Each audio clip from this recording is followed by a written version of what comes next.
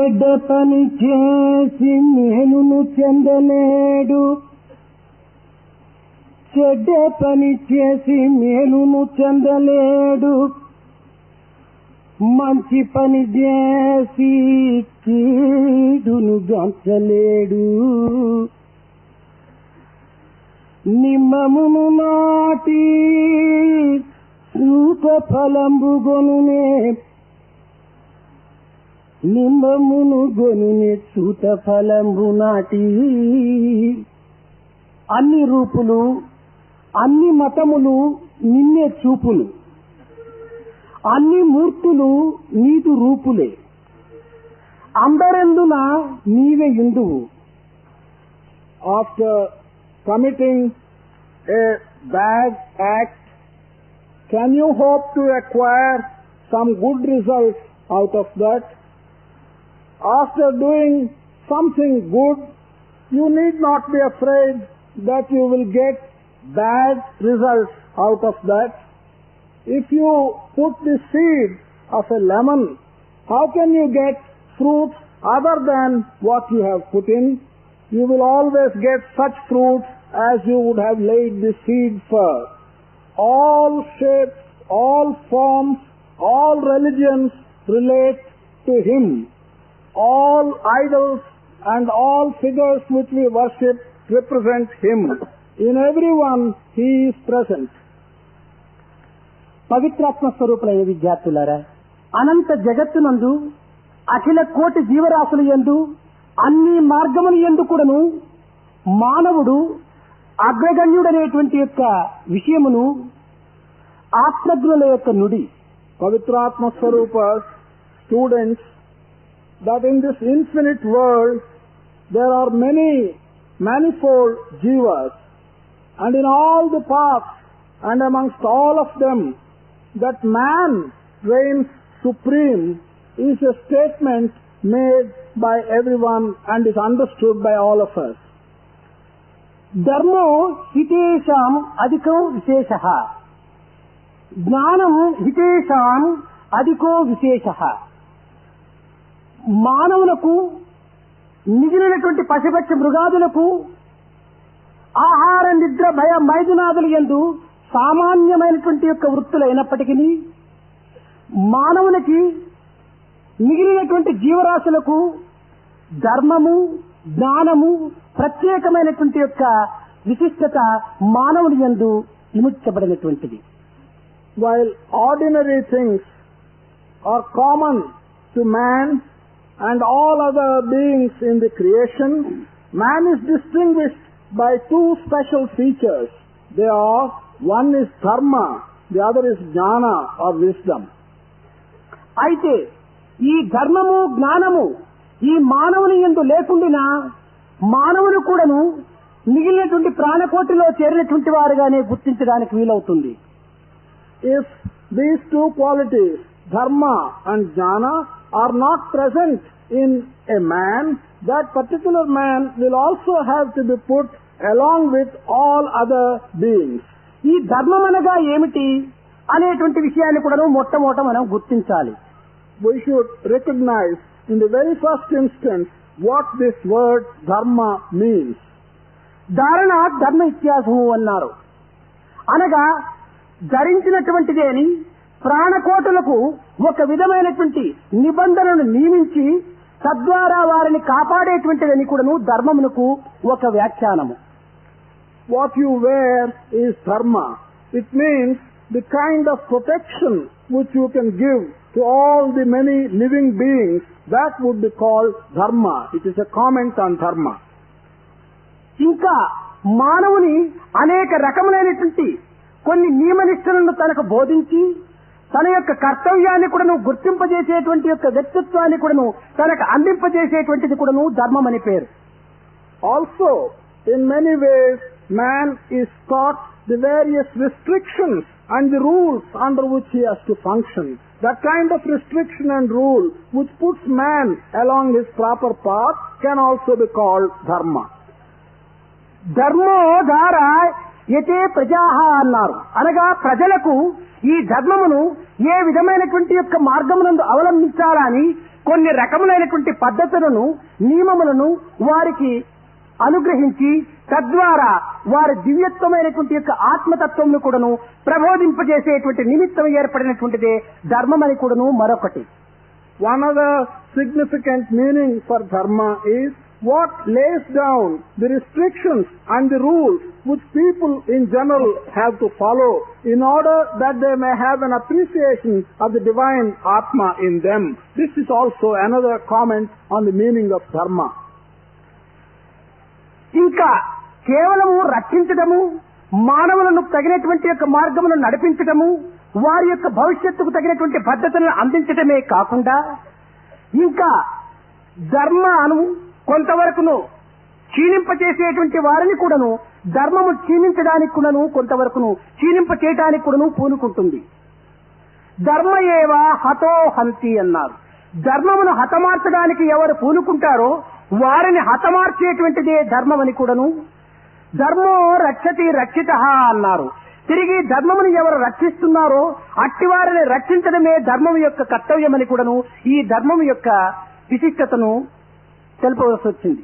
In addition to the features which have been mentioned, such as protecting human beings, such as putting them along the right path, such as introducing certain correctives with regard to their future life, there is also another significant explanation for dharma. Dharma will hurt such people who take upon themselves to cause decline in dharma. Similarly, dharma will help such people who will take upon themselves the protection of dharma. ఏదో ధర్మ సదో విజయాన్ని మనకు ఎక్కడ ధర్మం ఉందో అక్కడ విజయం అనేటువంటిది తప్పక సిద్ధిస్తుంది అనేటువంటిది కూడాను ఈ ధర్మం యొక్క పవిత్రత. It is also another sacred quality of dharma that wherever there is dharma, there will be victory as well. కనుక ఇట్టి పవిత్రమైనటువంటి ధర్మ శబ్దములకు అనేక మంది పెద్దలు అనేక రకమైనటువంటి అర్థములను వ్యక్తీకరింపచేసి తద్వారా మన భారతదేశమును ధర్మసూత్రం అనేటువంటి యొక్క త్రాటుతోనే కట్టబడినటువంటిదిగా కూడాను యావత్ ప్రపంచమునకు కూడాను ప్రచార ప్రబోధములు సరిపినటువంటి విశిష్టమైనటువంటి యొక్క దివ్యమైనటువంటి యొక్క తత్వము ఈ ధర్మము. This sacred term, dharma, it has been explained and commented upon in many different ways as just now expressed by elders in this country. Not only that, this country has been tied round and has been bound up by the rope of dharma. Therefore, it acquires a distinctive feature and shows as an example to other countries of the world what dharma is. అఖండమైనటువంటి అర్థములతో కూడినటువంటి పవిత్ర ధర్మమునకు ఈనాడు ఆధునిక యుగమునందు ఈ ధర్మమునే ఒక duty అనేటువంటి యొక్క పేరుతో ఉపయోగపరుస్తూ వస్తున్నారు. This word dharma, which is really bound up with an infinite variety of names and which is indeed sacred to a very large extent, today in the modern age, dharma is being described by one word, duty. Duty అనగా ఒక వ్యక్తికి, ఒక కాలమునకు, ఒక దేశమునకు, ఒక పరిస్థితికి, ఒక కారణమునకు కూడాను బంధింపబడినటువంటిదే ఈ డ్యూటీ యొక్క అర్థము. Duty is something which is directly connected with one individual, or it may be connected with a particular time, or it may be connected with a country, it may even be connected with an environment. This is the significance of the word duty. కానీ ధర్మము త్రికాల, త్రిలోక, త్రిగుణములు యందు కూడాను మార్పు చెందినటువంటి యొక్క దివ్యత్వమును అందింపచేసేటువంటిదే ఈ అంతరాత్మ యొక్క స్వభావం, అంతరాత్మ యొక్క స్వస్వరూపాన్ని, అంతరాత్మ యొక్క స్వభావమును తాను ప్రకటింపచేయనటువంటిదే ధర్మం అనడానికి ఒక అవకాశం ఉంటుంటుంది. On the other hand, dharma is something which is connected with all the three times, past, present and future, with all the three worlds and with all the three attributes. This is something which will make evident the significance of the inner Atma, and it expresses the divine nature of the Atma. అంతఃకరణమునకు, ఇంకా మానసిక వృత్తులకు, స్థూల దేహమునకు ఏ విధమైనటువంటి యొక్క భేదములను కూడాను తాను పెట్టుకొనక మూడింటిని సమన్వయపరిచేటువంటి యొక్క తత్వము ధర్మం యొక్క శక్తి తత్వం. It is not to distinguish between the nature of your inner voice, between the nature of your mind, between the nature of your apparent external gross body, but dharma has the capacity to synthesize all these three and regard them as one without distinguishing between one or the other. ఈ ధర్మము యొక్క పుట్టుక స్థానము మనకు హృదయమే. ఇట్టి హృదయ స్థానము నుంచి వెలువడినటువంటి యొక్క పరిశుద్ధమైనటువంటి యొక్క భావములతో ఆచరింపచేసేటువంటి యొక్క క్రియకే ధర్మం అని కూడాను చెప్పవచ్చు. The place of birth for this dharma is the place of our heart. What emanates as pure ideas from this sacred place of heart, when converted into the shape of work, that will be called dharma. దీనినే హృదయ స్థానమునే యుగ స్థానమని కూడాను చెప్పడానికి వీలు ఉంటుంది. హృదయ స్థానమునే యుగ స్థానమని కూడాను. The place of the heart may also be referred to as the place of the yuga. హృదయములో మార్పే యుగ మార్పులని కూడాను చెప్పవచ్చు. The changes that are produced in the heart may also be referred to as the changes in a yuga.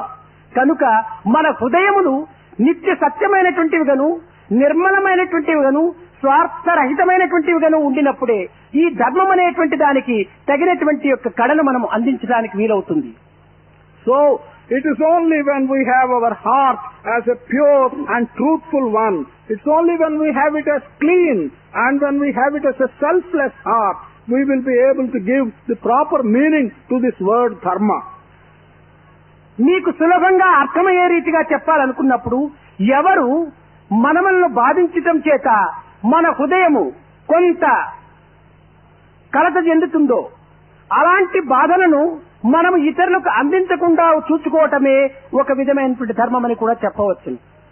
If you have to be told in an easy manner that you may understand it, one can describe dharma by saying that whoever else does things which will trouble your heart, you in return should not do such things which will trouble their heart.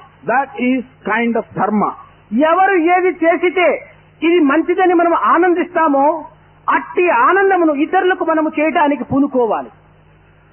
Whatever anyone else does, if that causes happiness to you, then you in your turn should make up your mind to do such things as will cause happiness to others. కానీ ఇతరులు చేయటం అనేటువంటిది తప్పని మనము చెప్పటము, అట్టి తప్పును మనమే చేయడానికి పూనుకున్నప్పుడు ఇదే అధర్మం అని చెప్పవచ్చు. But to say that what others have done is wrong, and at the same time we undertake to do the very same things which we have found fault in others, this would be called adharma. ఇతరులు మనకు ఏది చేస్తే మనము బాధపడతామని చెప్పని గుర్తిస్తామో అట్టి బాధనే మనం ఇతరులకు పెట్టడం చేత అదే అధర్మం అని చెప్పవచ్చు. When we recognize what others do, certain things will cause us difficulties. And if we in our turn do exactly the same things and cause difficulties for others, that would be adharma. అయితే ఈ రెండింటికి మధ్యలో మనం ఇంకొక విషయాన్ని కూడా విచారించక తప్పదు. Between these two, we also have to find out and inquire about one other issue. ఒక్కొక్క సమయమును పురస్కరించుకొని, ఒక్కొక్క కార్యమును పురస్కరించుకొని, ఒక్కొక్క వయసును పురస్కరించుకొని, ఒక్కొక్క స్థానమును పురస్కరించుకొని, ఒక్కొక్కరికి ఒక్కొక్క తప్పును కూడాను వారికి కఠినమైనటువంటి పదములతో చెప్పవలసినటువంటి ఇది సమయం ఏర్పడుతుంటాది. Sometimes and under some circumstances and at some age and in some place, depending upon these things, sometimes a wrong that is committed by some individual, he has to be told in very harsh words that that is a mistake. ఒక్కొక్క తోరి వారు బాధపడతారే అనేటువంటి విషయం తెలిసి కూడాను కఠినమైనటువంటి పదములు కూడాను ఉపయోగించవలసి వస్తుంటది. Sometimes even if we know that that individual will feel hurt, we will have to use harsh words to explain to him. అయితే ఇట్టి కఠిన పదములు కానీ ఇట్టి వారు హింసపడతారనేటువంటి విషయం తెలిసి కూడాను ఉపయోగపెట్టడం లోపల ఒక మేలుగానే ఉంటున్నది. అనగా వారి మంచిని కోరి వారి తప్పును నిరూపించేటువంటి నిమిత్తమై, వారి యొక్క భవిష్యత్తుకు ఉత్తమమైనటువంటి జీవితమును అందించేటువంటి నిమిత్తమై అటువంటి సమయం నందు అలాంటి పదములు కూడా ఉపయోగించవలసి వస్తుంది. అది అధర్మం అని చెప్పడానికి వీలు కాదు. Sometimes even if we have to use harsh words in spite of the fact that we know that the individual will feel hurt, if that is in the interest of his future, if that is going to do good to him, and if it is going to show him his own fault, that cannot be called adharma. కత్తితో పొడిచినటువంటి వారి యొక్క వ్యక్తిత్వము మహా క్రూరత్వం అని చెప్పడానికి వీలు కాదు. అయితే ఒక్కొక్క సమయం లోపల డాక్టర్ కూడా కత్తితో తన పొట్టను కోసి పొడిచి అనేక రకములుగా చేస్తుంటాడు. ఇది ఒక క్రూరత్వమా లేక వారి యొక్క ఉపకార తత్వమా అనేటువంటి దాన్ని కూడా మనం అర్థం చేసుకోవాలి. Simply because one uses a sword and cuts with that knife, one cannot conclude that that individual is a cruel person. For example, sometimes a doctor uses a knife and cuts with that knife. Will we call it cruelty or will we call it an act of helping? కనుక ఇది దేశకాల పాత్రను కారణమును కూడా పురస్కరించుకొని ఒక్కొక్క పదములు కానీ ఒక్కొక్క విషయములు కానీ కొంత కఠినమైనటువంటి దీంట్లో ఉపయోగపరచవలసి వస్తుంటుంది. కనుక మనసునందు మంచిని తలంచి వారి యొక్క ఉత్తమమైనటువంటి భవిష్యత్తును ఆశించి చెప్పేటువంటివి చేసేటువంటి యొక్క కర్మల యందు కూడాను కొన్ని రకములుగా కఠినమైనటువంటి శిక్షను విధించటం చేత అది ధర్మం కిందనే తేలుతుంది కానీ అధర్మమును చెప్పడానికి వీలు కాదు.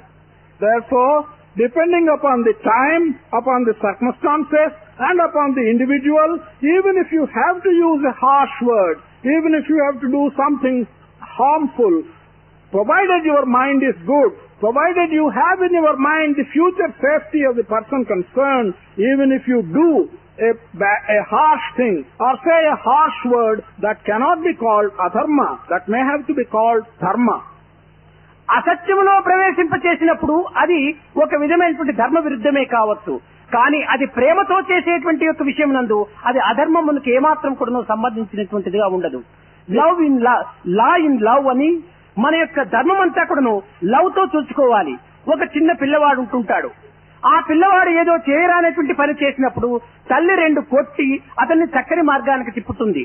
అయితే కొట్టినంత మాత్రమున ఆ పిల్లవాడి పైన ప్రేమ లేదని కాదు ఇందులో అర్థం. If you do something which has a relation to untruth, then it could be called adharma. But whatever actions you do, if they are connected with prema, you cannot call them adharma. Law is love. The entire system of law is laid down on the basis of love. For instance, if a boy commits some mistake and if the mother beats the boy, would you call it adharma? Would you call it cruelty?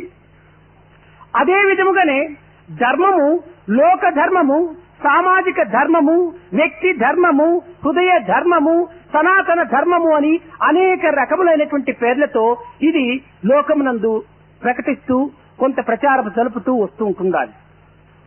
In this context, dharma has acquired many different aspects.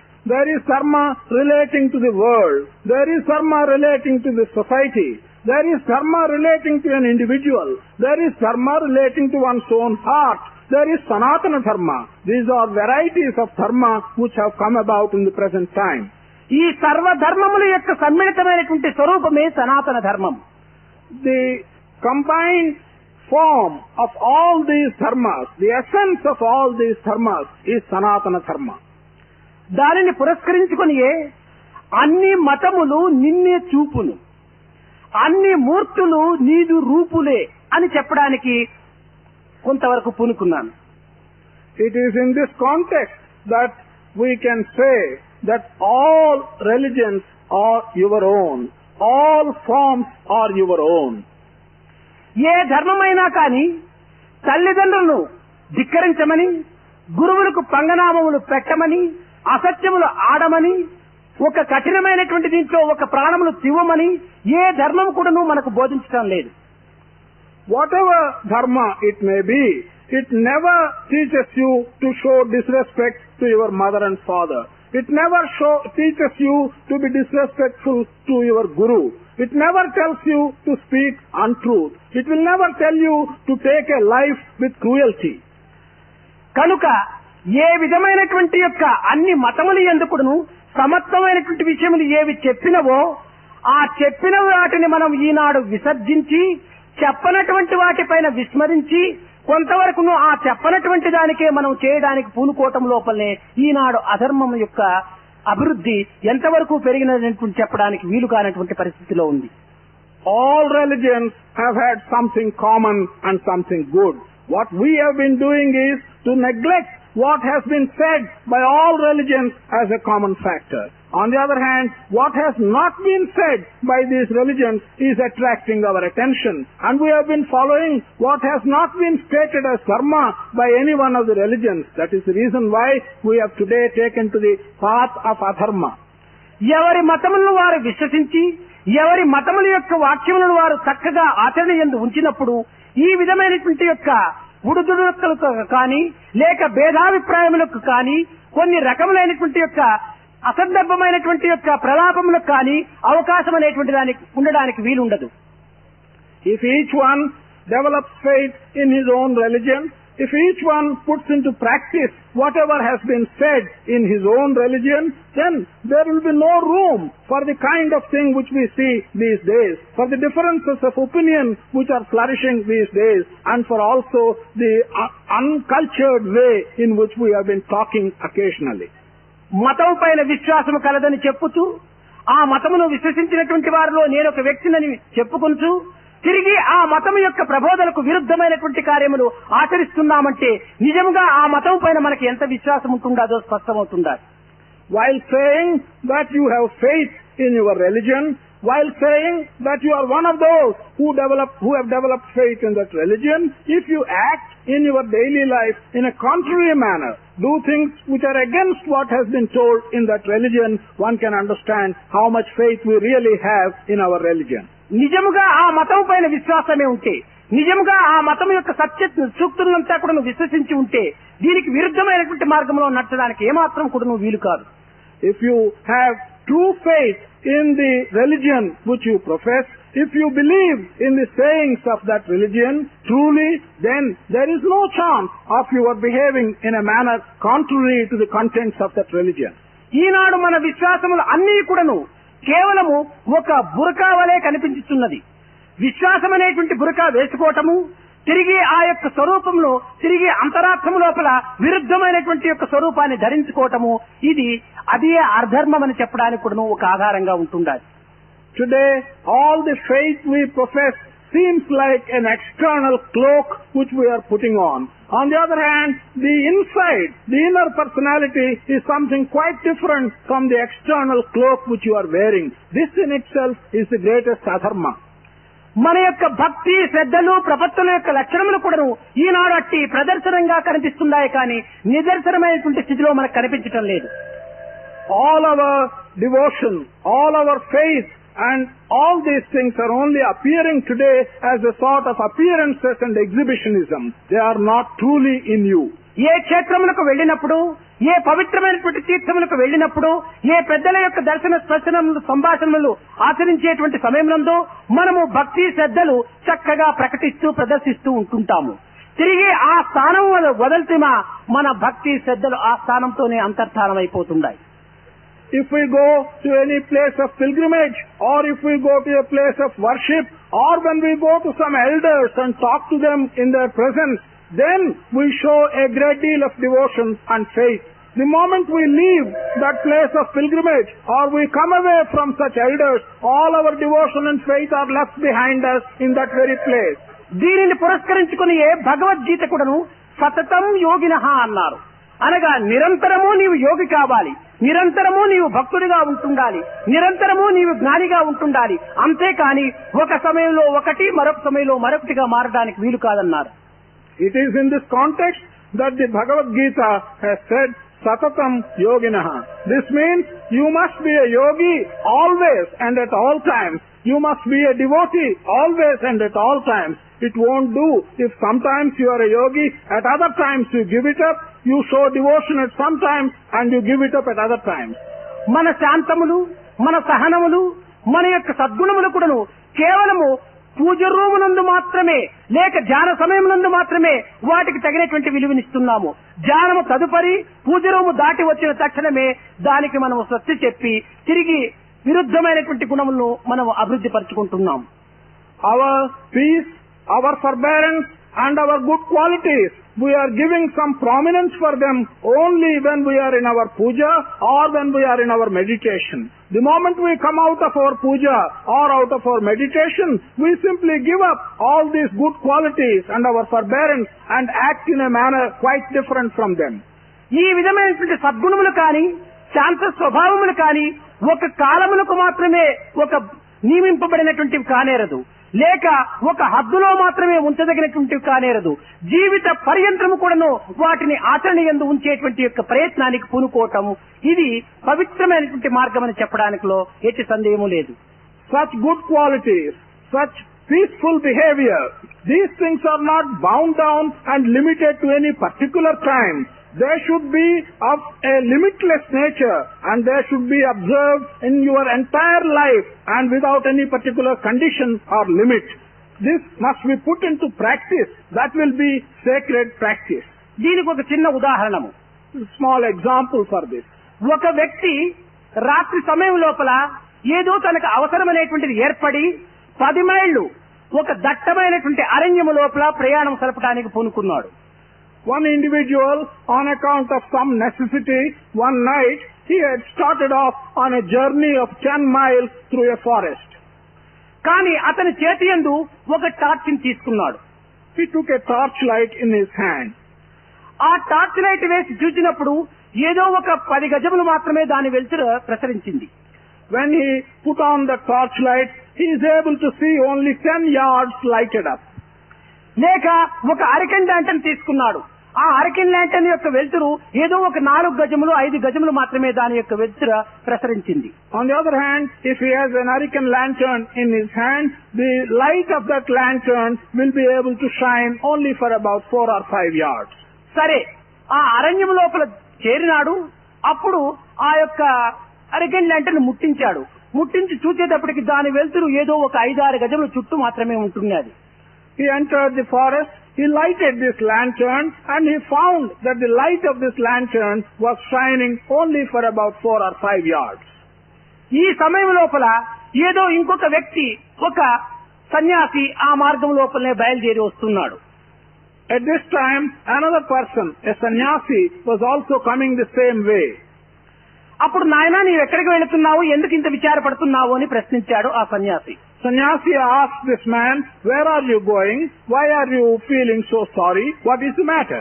స్వామి, నేను 10 మైళ్ళ దూరం ప్రయాణం చేయాలి, కానీ నా యొక్క దీనిలో light యొక్క వెలుతురు 4-5 గజములు మాత్రమే ఉంటుండాలి. నేను ఎట్లా ఈ 10 మైళ్ళు ప్రయాణం చేయగలను? అదే నాకు చాలా విచారంగా ఉంటుండాలి అన్నాడు. This man said, Swami, I have to travel 10 miles.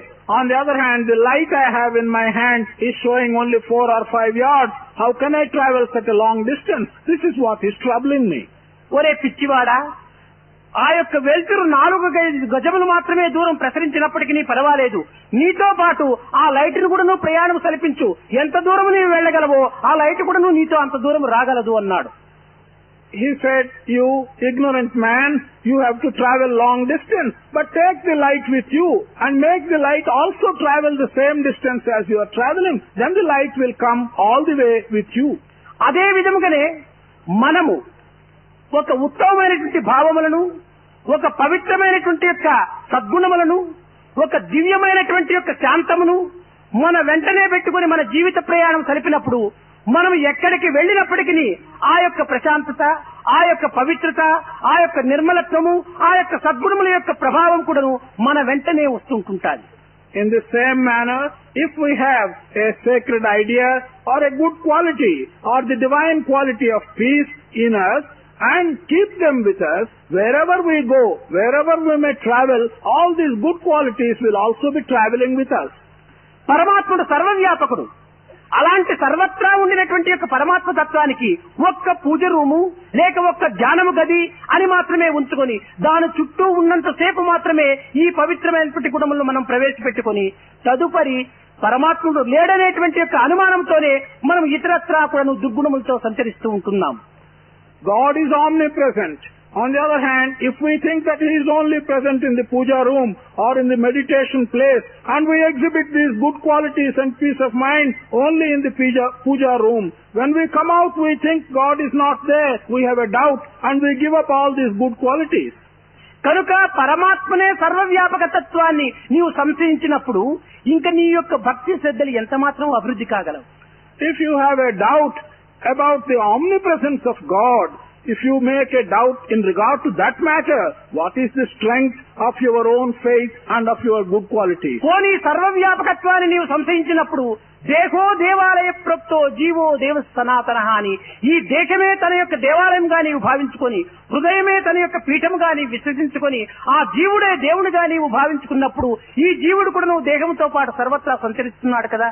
కనుక దేహం ఎక్కడో జీవుడు అక్కడ, కనుక జీవుడు ఎక్కడో దేవుడు అక్కడ, కనుక దేవుడు ఎక్కడో అదే మన యొక్క మెడిటేషన్ రూమ్. కనుక సర్వత్రా మన మెడిటేషన్ రూమే, సర్వత్రా మన యొక్క పూజ రూమే. కనుక సర్వత్రా మనము సద్భావములు అభివృద్ధి పరుచుకునేటువంటి ప్రయత్నానికి పూనుకోవటం ఉత్తమమైనటువంటి సాధన. You may doubt the omnipresence of God. You may think that God is not present everywhere. But if you realize that your own body is the temple of God, your own heart is the seat of God, and the jiva in you is simply the reflection of God, then you will realize that the meditation room or your puja room is your body itself, and God is present wherever you go, within you, the temple of your body. కనుక సర్వ కర్మలు ఎందుకుడను, సర్వ ప్రదేశములు ఎందుకుడను, సర్వ వ్యక్తులు ఎందుకుడను పవిత్రమైనటువంటి భావమును, పవిత్రమైనటువంటి యొక్క చింతనను మనము చేయటము అది సరి అయినటువంటి యొక్క మార్గము. Therefore, in all the deeds which you perform, in all the places where you go, in all the individuals whom you meet, it is your duty to see the divine and act yourself accordingly. అయితే అట్టి పవిత్రమైనటువంటి విశ్వాసం మనకు కలగాలనుకున్నప్పుడు మనము అనుభవజ్ఞులైనటువంటి వారి యొక్క ప్రబోధనలు, పెద్దలైనటువంటి వారి యొక్క మార్గమును అనుసరించి మనం పవిత్రమైనటువంటి యొక్క భారత, భాగవత, రామాయణ, ఇతిహాస పురాణములు, బైబిలు, ఖురాను, భగవద్గీత ఇత్యాది సద్గ్రంథములను కొంతవరకునైనా మనం పఠించి తద్వారా మన యొక్క సత్యాన్ని కూడా గుర్తించుకోవడానికి ప్రయత్నం తెలపాలి. Therefore, you must develop, in order that you may have these qualities, sacred faith and follow the experienced people, what they tell you. Also see the paths indicated by the elders. You should read and get to your mind texts like Bhagavata, Bharata, Bible, Quran, Bhagavad Gita and so on. This is the way by which you can strengthen your faith. ఇట్టి సత్సంగానికి మనము తగినంత కాలమును అందించాలి. We must devote sufficient time for such good company. మనకున్నటువంటి కాలము లోపల ముక్కాలు భాగము మనము వృథా గడుపుతున్నాము, మిగిలినటువంటి కాలు భాగము మన స్వార్థమునకై ఉపయోగపెడుతున్నాము, కానీ పరార్థము చింత మర్చిపోతున్నాము. The time that is available to us, 3/4 of it is being wasted by us. The other 1/4 we are spending in terms of selfishness, but we are not spending any time at all with regard to matters which are spiritual. కనుక మనము పరోపకారార్థమైనటువంటి యొక్క కర్మల ఎందైనా కూడాను మనము ఈ కాయమును ఇమిడ్చి తద్వారా పరమాత్మ సేవనిగా విశ్వసించి మనము సార్థకం పొందేటువంటి ప్రయత్నానికి కూడాను యువకులు సంసిద్ధులుగా ఉంటుండాలి. Therefore, we must at least devote this body and use this body in performing duties and actions which will be helpful to others. This is what young people should do and how they should spend their time. ఈ వయసు లోపల మనము ఇతరులకు సేవ చేసేటువంటి దీంట్లోపల మనం సిద్ధంగా ఉంటుండాలి, కానీ ఇతరులతో మనం చేయించుకోవటానికి సిద్ధంగా ఉండకూడదు. అది సోమరత్వము. ఇతరులకు సేవ చేయటము సోహం తత్వం. In this age, we should be ready to do service to others. We should not allow ourselves to be served by others. To be served by others is idleness. To serve others is the aspect of soham. కనుక మనం యువకులైనటువంటి మీరు మీ సోమరత్వాన్ని కొంతవరకు నువ్వు పక్కకు నెట్టి భగవత్ విశ్వాసం మీ హృదయమునందు అభివృద్ధి పరచుకొని సర్వ జీవుల యందు కూడా సర్వేశ్వరత్వం అనేటువంటి యొక్క దివ్యత్వాన్ని మీరు కొంతవరకు విశ్వసించి మీ యొక్క సేవను సార్థకమనించుకోవటానికి, పవిత్రమైనటువంటి చరిత్రలో అర్థం చేసుకోవటానికి తగిన ప్రయత్నం చేయండి. Young people should push aside the feeling of idleness. They should develop faith in God, and you should regard all living beings as equal, and you must do service and sacred service. దీనికి మన చరిత్ర లోపల అనేక రకమైనటువంటి అంతరార్థాలు కూడా ఉండటం కద్దు. There is an inner meaning in all our stories and in all our itihasas. దీనికి కొన్ని రకములైనటువంటి ప్రయత్నాలు కూడా మనం చెయ్యాలి. We must also make some effort in this direction. ఒక చిన్న ఉదాహరణము, It's one small example. ఈశ్వరుడు అనగా కేవలము మనము జటాజూటధారి అయి, త్రిశూలధారి అయి, త్రినేత్రధారి అయి, కొంతవరకును గజ చర్మమును గట్టుకొని తదుపరి విభూతిని పూసుకొని అనేక రకములైనటువంటి స్వరూపములతో ఉండటము అనేటువంటిది మనకు ఈ లోకరీతిగా ఒక విధమైనటువంటి అనుభూతి. If we think of Ishvara in the context of the present day world, we at once picture someone who has tied up his hair, who has got a trishula in his hand, who has got 3 eyes, and who has got a leopard skin on him, and so on. This is the kind of feeling we get in this present day world. దీనినే మనం చక్కగా వర్ణించాలనుకున్నప్పుడు, మౌళి గుల్కెడు చంద్ర మర్ఖండ కలతోడ బెడదారు గుంపెడు జడలతోడ జడలలో ప్రవహించు చెదలేటి జిగుతోడ డంబైన పాల నెత్రమ్ముతోడ నల్ల నేరెడు వంటి నల్లని మెడతోడ గరమును నాగ కంకణముతోడ నడుమును చుట్టిన నాగ చర్మముతోడ మైనిండ నలది భస్మముతోడ కుదురుదిచ్చిన దొడ్డ కుంకుమొట్టుతో తాంబూల రాగాద రమ్ముతోడ సటహేమమయ వద్ద తాటంకములతోడ విక్షాస్త్రవద్దయ వృష్టితోడ నల్ల గొలవల దురుమాడి కొల్లలాడు మెరుగు చామన ఛాయ మేనితోడ చేలు రాజేంద్రతనుడు ప్రత్యక్షమాయన్ అన్నాడు. అనగా ఈశ్వరుని యొక్క తత్వానికి మనం ఇన్ని రకములైనటువంటి యొక్క వర్ణనలు మన భారతదేశం నందు భక్తిపూర్వకమైనటువంటి ప్రపత్తి మార్గం నందు అనుభవిస్తూ ఉండటం కూడాను కద్దు. The same picture which we have of Ishvara can also be described in a beautiful poem in a devotional manner by giving the description of what he is wearing, of what he is having round him, of the color which he exhibits, of his matted hair, and so on. This can be a beautiful poetic description of the same picture of Ishvara. అయితే ఈశ్వరత్వం అనగా సకలైశ్వర్యములు కలవాడనేటువంటిదే ఈశ్వరత్వానికి సరైనటువంటి అర్థం. The real meaning for Ishvara is one who has got all kinds of prosperity and wealth. అయితే ఇట్టి ఈశ్వరత్వంలో శ్రేష్టమైనటువంటి వాడు మహేశ్వరుడు అని. In this aspect of Ishvara, the one who is at the highest is Maheshwara. అట్టి మహేశ్వరుని యొక్క సంకల్పము చేతనే ఈ సృష్టి స్థితి లయములనేటువంటివి కూడాను కలుగుతున్నవనేటువంటిది కూడాను మన యొక్క సంస్కృతి యొక్క అర్థం. It is by the very thought, by the sankalpa of such Maheshwara, we believe that all this creation, this maintenance and this destruction is going on. ఇట్టి మహేశ్వరుని యొక్క వాయు భాగమునే ఒక విష్ణువని, దక్షిణ భాగమునే శివుడని, ఈ రెండింటికి మధ్య భాగమునే రుద్రుడని కూడాను చెప్పటం కద్దు. It is also customary for us to describe Maheshwara as one part of him as Vishnu, another part as Shiva, and the central part as Rudra. అయితే శివుడనగా మనకు సుఖమును కలిగించేటువంటి వాడు, మంగళమును అందించేటువంటి వాడు కనుకనే అతనికి శివుడని కూడాను ఒక పేరు. The name Shiva signifies that he is one who gives us prosperity, who gives us happiness. That is why he gets the name Shiva. మనకు అనేక రకములైనటువంటి మార్గదర్శకుడుగా నిలిచి సకలైశ్వర్యములు కూడాను మనకు అందించి ఇహమునకు పరమునకు మార్గమును నిరూపించి జ్ఞానైశ్వర్యము, ధనాశ్వర్యము, గుణాశ్వర్యము, బలైశ్వర్యము ఇవన్నీ కూడా ఐశ్వర్యములకే సంబంధించినటువంటివి కనుక సకలైశ్వర్యములు కూడాను మనకు అందించేటువంటి వాడు కనుకనే అతనిని శంకరుడు అని కూడాను పిలుస్తూ వచ్చారు. On the other hand, one who gives us who shows us all the ideal paths, who gives us all kinds of wealth like money, wealth relating to wisdom, wealth relating to attributes and qualities, all kinds of wealth, he who gives to us, he has also been described as Shiva or Shankara. శంకరుడు కర అనగా ఏమిటి? నీకు శం అనగా సుఖమును అందించేటువంటి వాడు, అనగా చిదానందమును అందించేటువంటి వాడు, సచ్చిదానందమును అందించేటువంటి వాడు. Shankara, that is, Kara is one who does, who hands in. Sham is prosperity.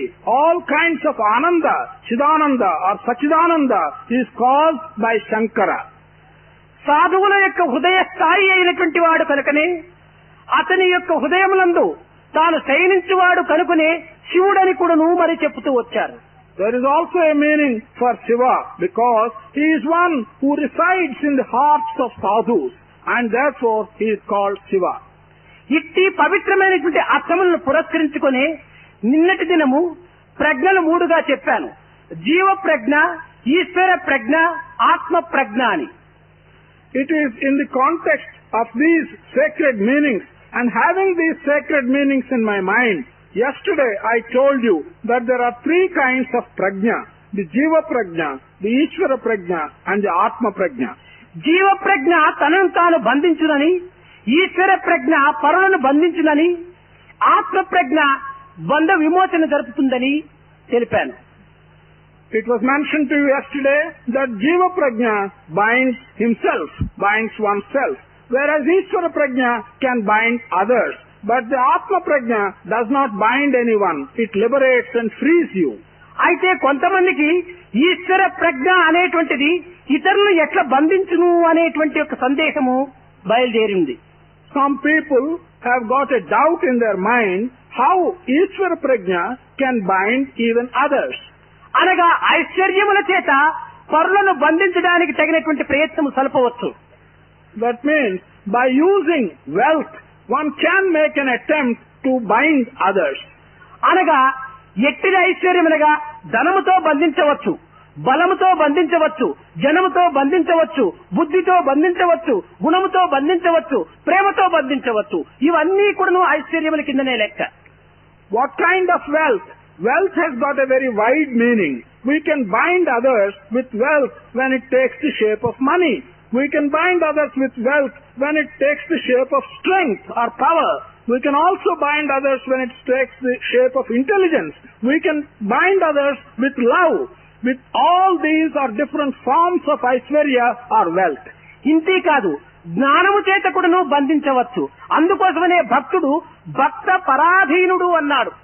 భక్తి చేత భగవంతుని బంధించడం చేత భక్తునికి స్వాధీనుడైపోయాడు భగవంతుడు.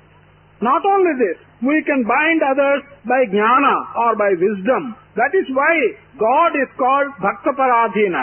The devotee can bind God to himself by his devotion. కనుక మనం ఐశ్వర్యముతో ఈశ్వరత్వముతో బంధింపబడటం అనేటువంటిది ఒక విధమైనటువంటి సద అసత్తు లోపల ఉండేటువంటి ఒక తత్వానికి ఇది సమన్వయమైపోతుంటాది.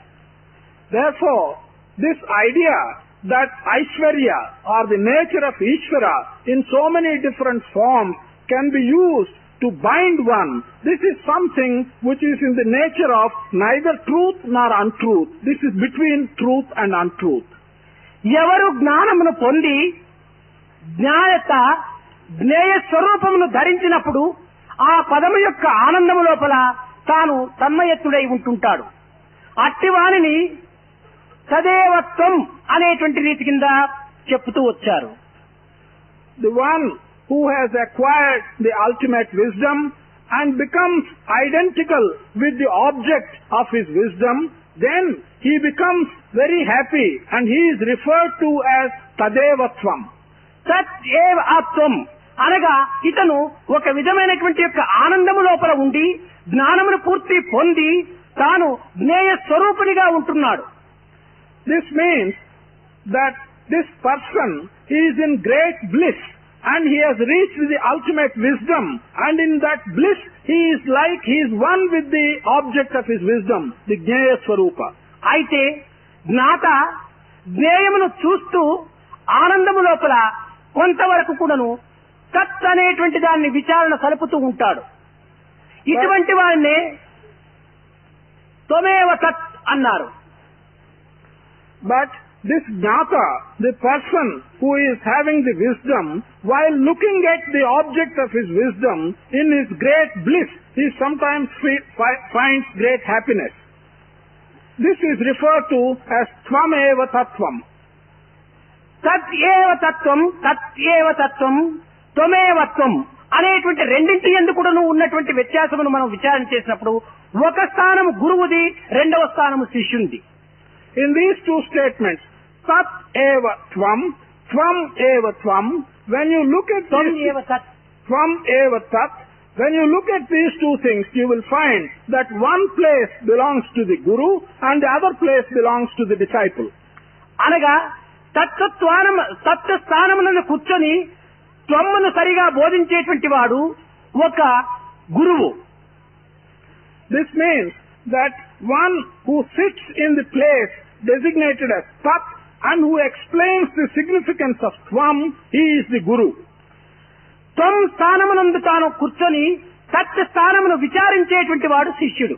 The one who sits in the place of Tvam and makes an enquiry about the nature of Tat, he is the disciple or the student. కనుక గురువు అనేటువంటి వాడు సత్ అనేటువంటి యొక్క స్థానము లోపల నిలిచినటువంటి వాడు.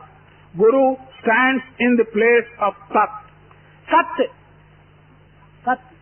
సత్ అనగా ఆ సత్తుకు సమీపంలోనే నివసించేటువంటి వాడు శిష్యుడు. The disciple or the student also lives in close proximity to this Sat. కనుక సమీపమునందే సంచరించేటువంటి శిష్యునికి సత్ భావములే రావాలి. ఆ సద్భావములను అభివృద్ధి పరుచుకున్నప్పుడు తిరిగి గురువు తాను ఇద్దరు కూడా ఏకమయ్యేటువంటి పరిస్థితి కింద వచ్చి తద్వారా నివృత్తి లోపల కూడా లీనమవటానికి అవకాశం ఉంటుంటుంది. This student who is living in the close proximity of Sat, he has the opportunity of himself getting Sadbhava, the good idea about Sat. దేనికి సమీపంలో మనం ఉంటామో దాని యొక్క స్వభావము మనకు అలవడాలి. అప్పుడే దానికి సమీపంలో ఉన్నందుకు సరైనటువంటి అర్థం. When you are in proximity of something, then you must get yourself the nature of that something. Then only you will be described as being in its proximity. Once you get that opportunity, the student then becomes one with the Guru and he has an opportunity of getting into the Nivrutti state.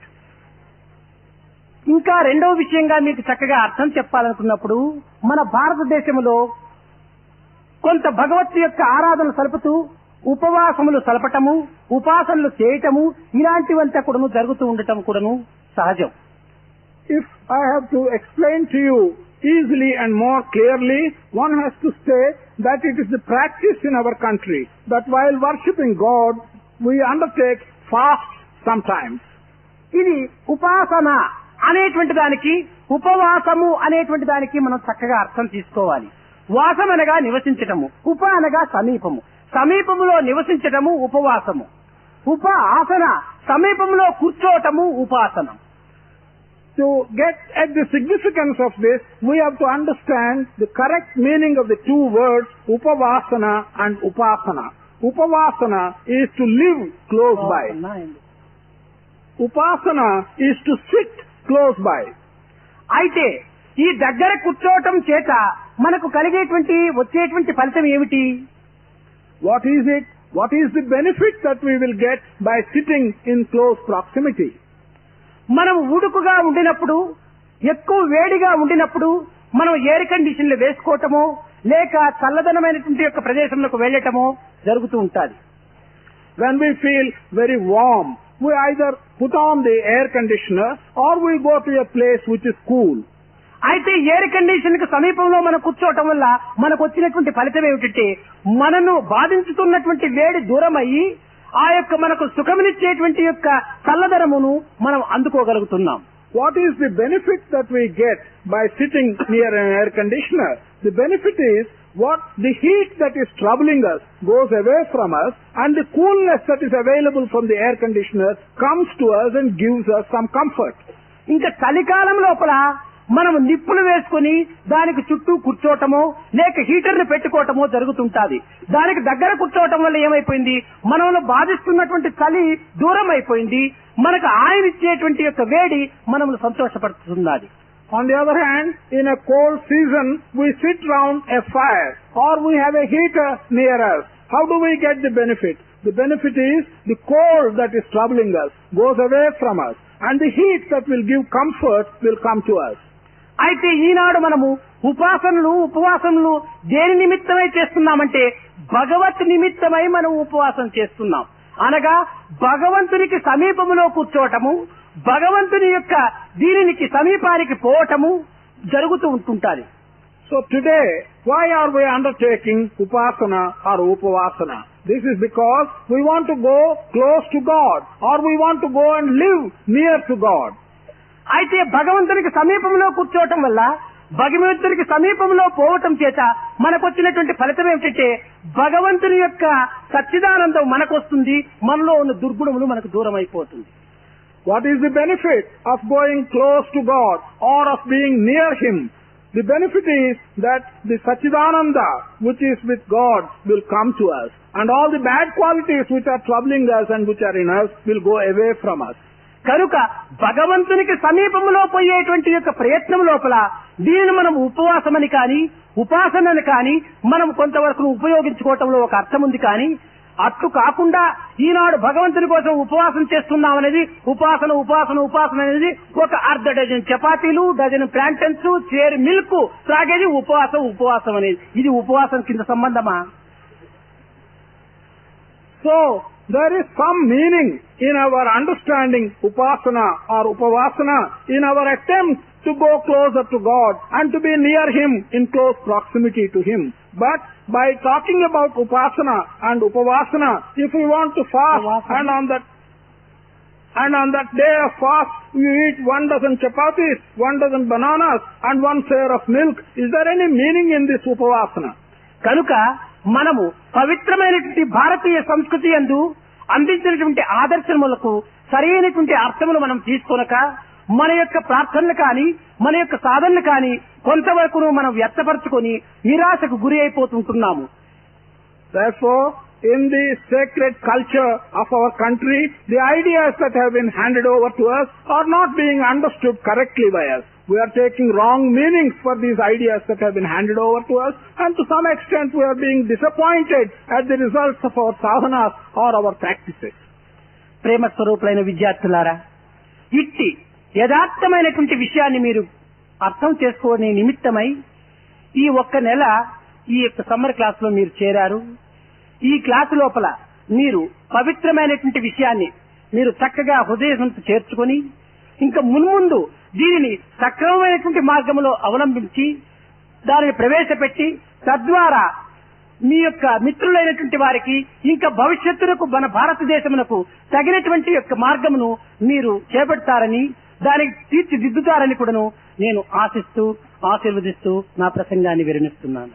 Pavitratma Swarupas, students, you have come here for this summer class and you are staying here for a month with a specific view to understand the truth about these things. You must take the truth about these things into your heart and put it along the right path. Not only that, when you go back, thereby you must give these sacred ideas to your friends. You must enable the future of your country to be glorious.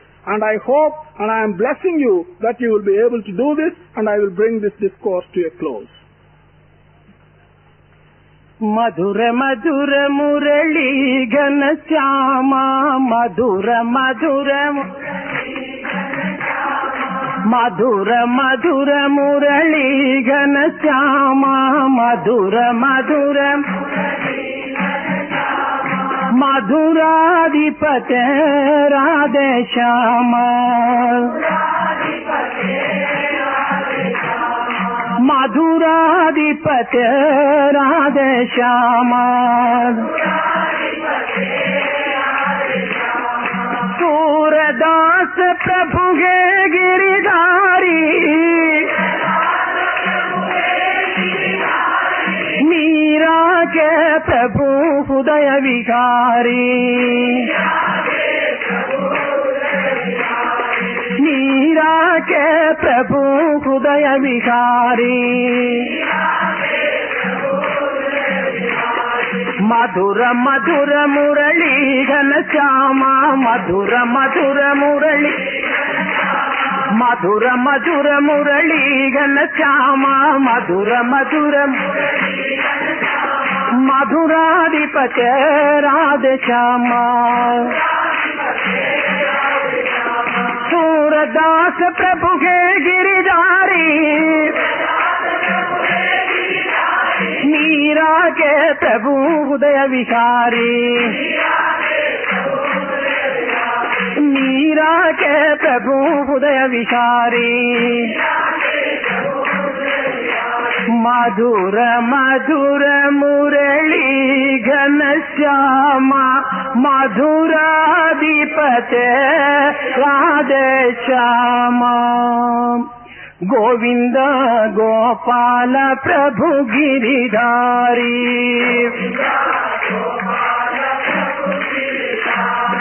Govinda Gopala ప్రభు గిరిధారి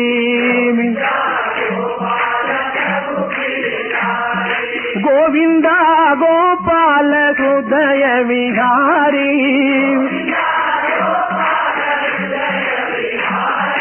గోవింద గోపాల హృదయ విహారీ గోవింద గోపాల ప్రభు గిరిధారి నంద కిశోర నవనీత చోరా నంద కిశోర నవనీత చోరా హృదయ వికార బడా చిత చోరా హృదయ వికార బడా చిత చోరా గోవింద గోపాల ప్రభు గిరిధారి గోవింద గోవింద గోపాల ప్రభు గిరిధారి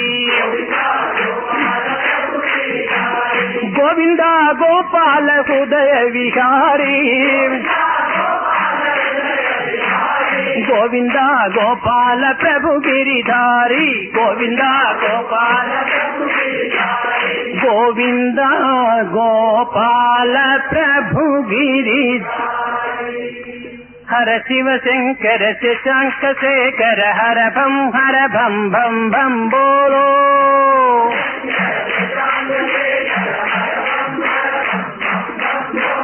హర శివ శంకర శశాంక శేఖర హర భం భం బోలో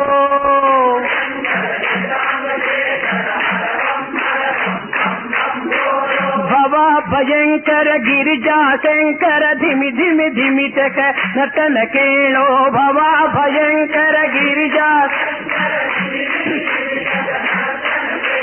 హర శివ శంకర శశాంక శేఖర హర భం భం బోలో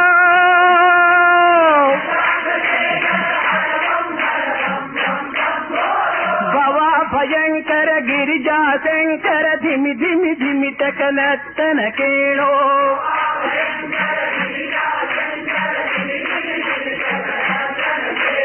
హర శివ శంకర శశాంక శేఖర హర భం భం బోలో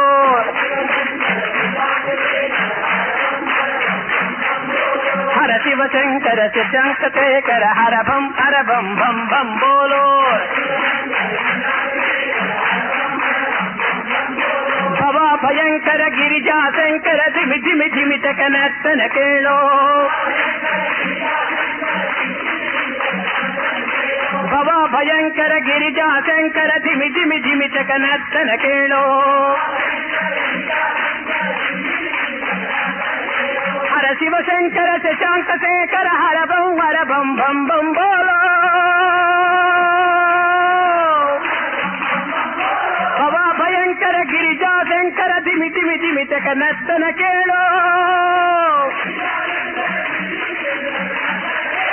హర శివ శంకర శశాంక శేఖర హర భం భం బోలో